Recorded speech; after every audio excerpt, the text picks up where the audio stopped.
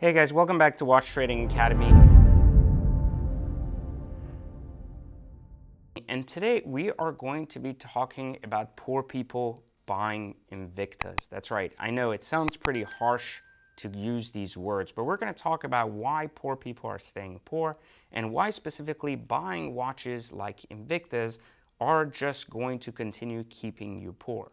So before we continue, just so you understand what this channel is about, for those of you that are new joining us, this is Watch Trading Academy, where I teach people how to trade real watches. And so often when it comes time to trading watches, people assume, especially when they don't have a lot of experience in the space, that any watch can basically be flipped for profit. Now, historically, anything in the world can be flipped for profit. It's a question of supply and demand and your ability to have something someone else wants at a price that is significantly cheaper, even an Invicta.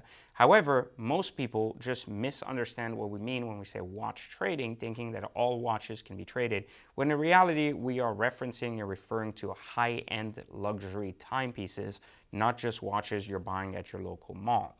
Now, there are watch brands that you can buy at your local mall that can still constitute being flipped or good watches to buy, like Breitlings, Hublots, Rolexes, etc., that are usually sold in malls in jewelry stores, not at specific watch stores like Macy's or the Invicta store. So what is wrong with Invicta and why should you not be buying these watches if you intend to multiply your wealth rather than stay poor? So simply put, Invicta watches are basically $100 watches that are being sold for $500, $600, $700. Therefore, the value of the watch basically is non-existent, and you're paying a margin for the idea of getting something that has value. Any watch on a Macy's shelf is just as good as an Invicta watch. Any crappy watch, regardless of the brand, can do the same thing this does. And it really has no value in terms of precision, but rather it is an item mass manufactured for individuals who like the designs of Rolex watches and other watches. As you can see, this is very similar to a Deep Sea or one of the Sea Dwellers, etc. But yet it isn't that. It is an Invicta. So they basically mimic the designs of your favorite watches that are unaffordable, luring you in to basically believe that you can afford things that you really shouldn't be buying. So let me explain to you the difference between how the poverty mindset and the wealth mindset thing. Because you see, I've been rich, I've been poor, I've been rich again, and I tell you, just like the Wolf of Wall Street said, I pick rich every effing time. Why are you laughing, Reggie?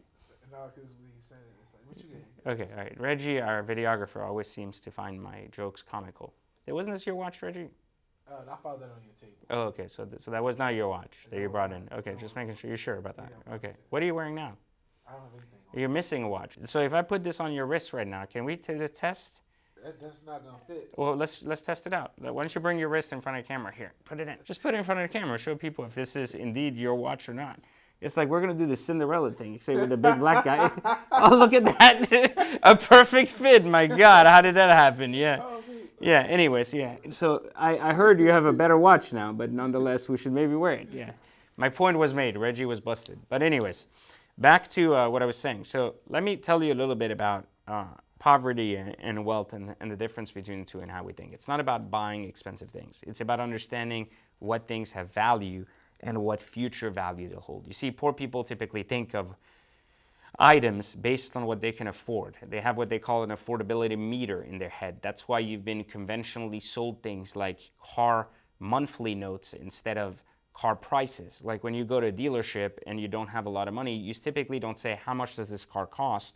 You typically say, how much does it cost a month? Meaning your capacity for affordability holds more weight over the actual contextual price of the car. So therefore, if I told you that a car was $30,000 but was going to cost $1,000 a month, that wouldn't be as attractive that if I told you a car was $60,000 but was going to cost you $499 a month. The $499 basically take precedence over anything else because of affordability.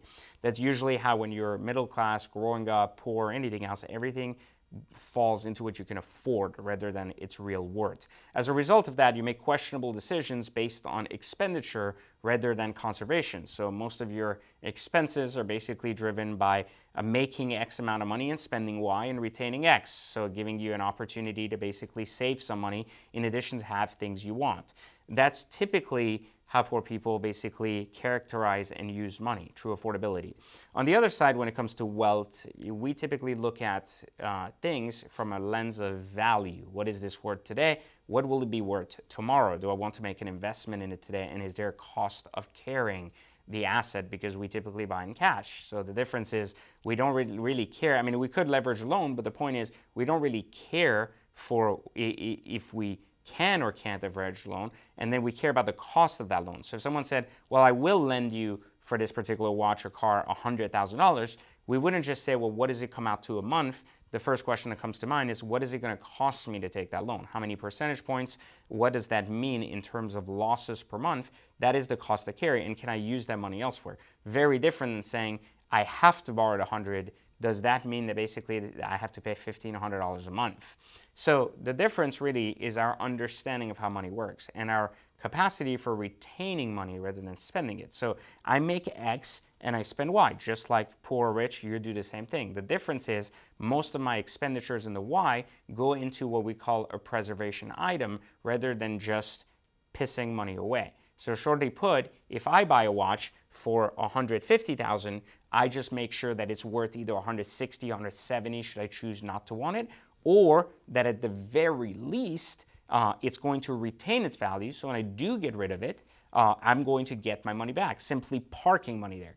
This wealth mindset versus poverty mindset basically differentiates your ability to retain more money while having nicer things that open more doors than basic things that basically impress monkeys, right?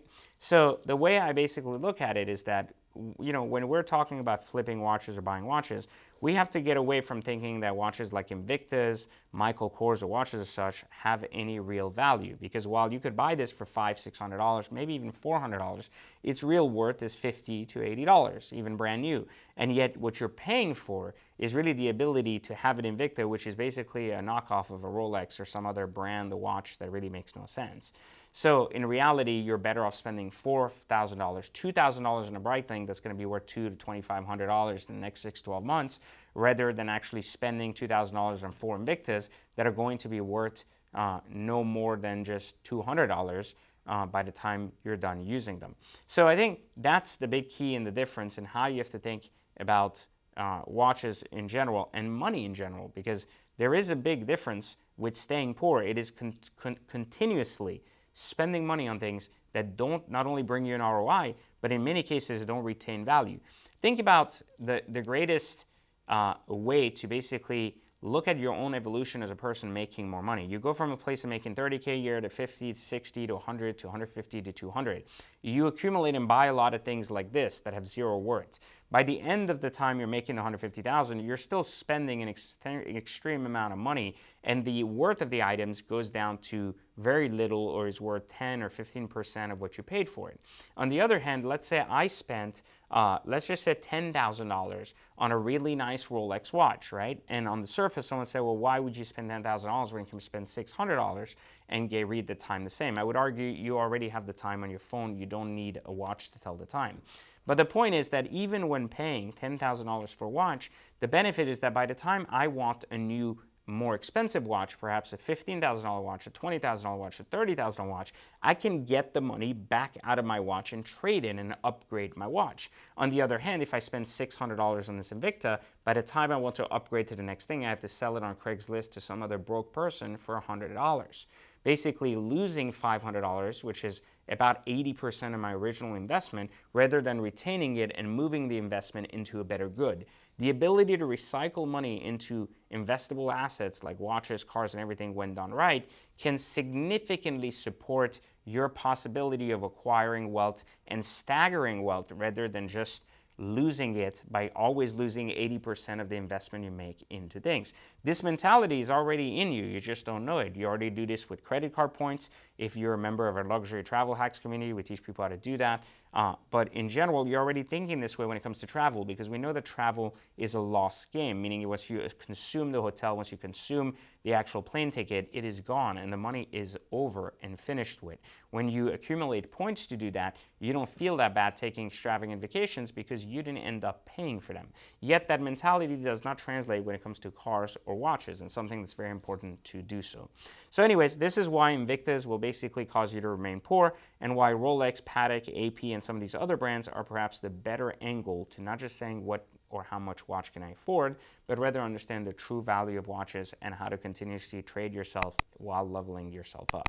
If you want to learn more about this, again, click the link in the description and I will walk you through how anyone with $1,500, access to a post office and a computer can literally do this from anywhere in the globe. And of course, if you're ready to join us, don't forget our Black Friday sale is live now, where you can learn everything you need to learn how to become a watch trader from A to Z for just $197 instead of $1,000. This is the one time in the year where we discount membership significantly, and your opportunity to join our 20,000 plus community happening right now. So click the link right now. I'll see you inside. And of course, leave me your comments. What was the worst watch purchase you've ever made, and why was it the worst? And let's do this one more time just to show people, Reggie.